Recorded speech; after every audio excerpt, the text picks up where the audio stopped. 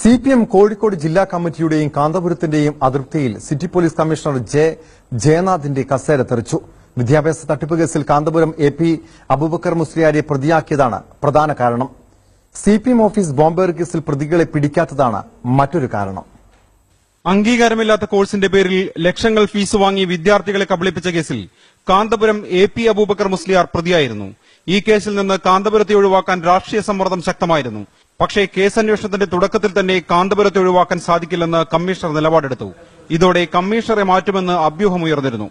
ഇതിനിടെയാണ് CPM കോഴിക്കോട് ജില്ലാ committee ഓഫീസിന് നേരെ ബോംബേറുണ്ടായത്. സംഭവമുണ്ടായ ഉടനെ ഓടിയെത്തിയ പോലീസ് ഉദ്യോഗസ്ഥരെ CPM ജില്ലാ സെക്രട്ടറി P മോഹനൻ ശകാരിച്ചിരുന്നു. CPM ഓഫീസിന് കാവൽ ഏർപ്പെടുത്താത്തതിന്റെ പേരിലായിരുന്നു ജില്ലാ സെക്രട്ടറിയുടെ ശകാരം. സംഭവം നടന്ന് 4 ദിവസം കഴിഞ്ഞിട്ടും പ്രതികളെ പിടിക്കാൻ പോലീസിന് കഴിയാതെ വന്നതോടെ കമ്മീഷണറുടെ കസേരയ്ക്ക് വീണ്ടും ഭീഷണിയായി. ആംവേ ചെയർമാനെ അറസ്റ്റ് ചെയ്തതിന്റെ പേരിൽ വയനാട് SP സ്ഥാനത്ത് നിന്ന് തെറിച്ച ഉദ്യോഗസ്ഥനാണ് ജയനാഥ്.